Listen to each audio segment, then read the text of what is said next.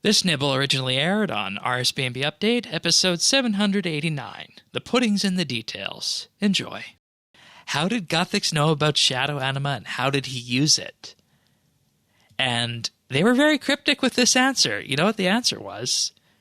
The answer to this question is in desperate times.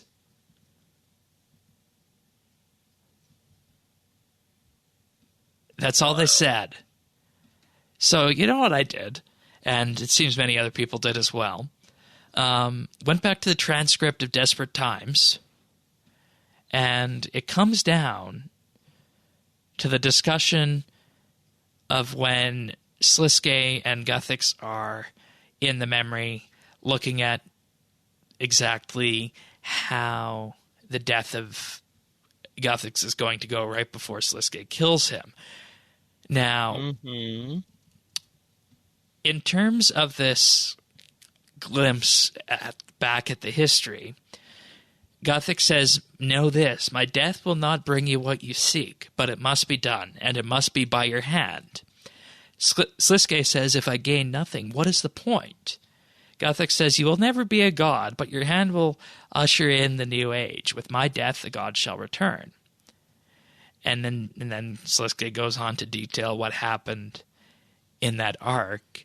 And Guthix then says, "It is necessary for my death will be born another, one that the world needs more than me, a new guardian for this world," of course, referring to the world guardian yourself. But there's actually a really interesting part of this discussion here. And it's when they first interact with each other, Guthix and Sliske. So that's detailing of the fact that, you know, you do this, if you kill me, you're effectively going to be allowing me to grant this power to somebody else who is going to be immune to everything that you're trying to do, the World Guardian. But before that, and this is the hint of Shadow, the only thing that's mentioned Shadow in this conversation before the stabbing, Guthix says, "I know you are there, Sliske. The Shadow Realm cannot hide you from me. Step forward, we shall speak." Quite perceptive, Guthix. Most people don't even have an inkling that I'm watching them. Not even the other gods. Now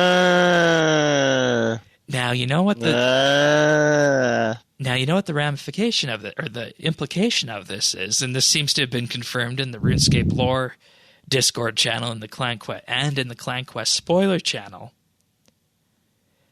is that when Sliske stabbed Guthix, he used Sliske's connection to the Shadow Realm to siphon off some of that Shadow Anima to give to the World Guardian, to be the device that would protect the World Guardian from what Sliske is trying to do and what the gods are trying to do. So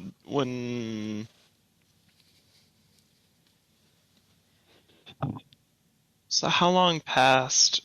Because didn't Sliske stab us at the end of Endgame?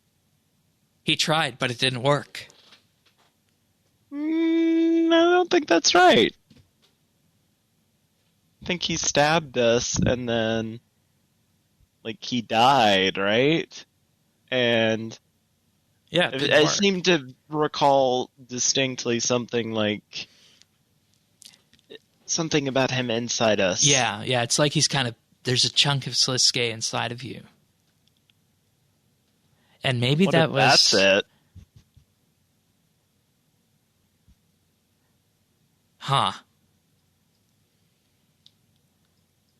Because he had to stab Guthix. Right. But the implication from Desperate Times is that we got the Shadow Anima when...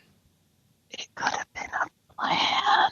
Yeah, I think it was a plan from when The World Wakes came out, honestly. Because Guthix infused us with that. And that's what it was said. Guthix grafted it to our soul. That was said in Desperate Measures. Now, I think what you said about the stabbing of Slisuke at the end of Slisuke's endgame is also important because perhaps that provided some consciousness to the Shadow Anima bit that we have inside of us. So, bold prediction, Slisuke's gonna come back, and it's through that bit in us. That's made possible by the Shadow Anima that Guthix gave us. And that same thing is our protection against the gods and the Elder Gods. Voldemort Horcrux style. For those who don't know Harry Potter, please explain. Okay, so Voldemort split his soul into multiple pieces seeking immortality, and one of them in the very end, so in order to do that, you have to kill something. So when he tried to kill Harry Potter as a child, it backfired because plot armor or whatever. Right. And so a part of Voldemort's soul was infused into Harry Potter. And then in the end, you find out that the part of the soul is in him, and, you know, he's able to be revived from a part of the soul, basically. Oh my. So, I'm not sure how I feel about that, because I felt like Slisuke was the jester. I mean, there's no way that there wouldn't be a piece of him inside of us. No. Are coming back. Right. You don't write about a gun on a wall, and then if it doesn't fire in the second act, why are you talking about the gun? Like, Good point. Good point. You know, and of course, looking back, those were some of my favorite aspects of Shakespeare, like that. So that was Chekhov, but well, close enough. Foreshadowing to that degree, right? well, it's literally Chekhov's gun. I know. Okay, I think we've just discovered here the way this is all going to pan out, and I'm very pleased about that with your input. So to recap this for anybody who just wants the quick 30-second version, when Slisuke stabs Guthix, Guthix uses that conduit to siphon off some Shadow Anima, grafts it to the player as a form of protection. Slisuke tries to stab us at the end of Slisuke's endgame. He fails, and it's perceived at the end of that quest that there's a part of him that's inside of you. And I think there's some interaction between the Shadow Anima that Guthix grafted and that's stabbing at the end of Slisuke's endgame that's providing consciousness to the voice that we have in our head at the end of that quest. And that's where What if Guthix needed Slisuke to get the Shadow Anima? Because he could already see him, right? Right. So he's already aware of all of that. But other than that, yeah, that's what I'm going to stand by. All right, fair enough. And, of course, we invite our listeners to iterate on this theory and see how it goes. Hell yeah. You can find full episodes of RSBANDB Update right here on this YouTube channel. If you found this video useful or just enjoyed it, like and subscribe, or leave a comment.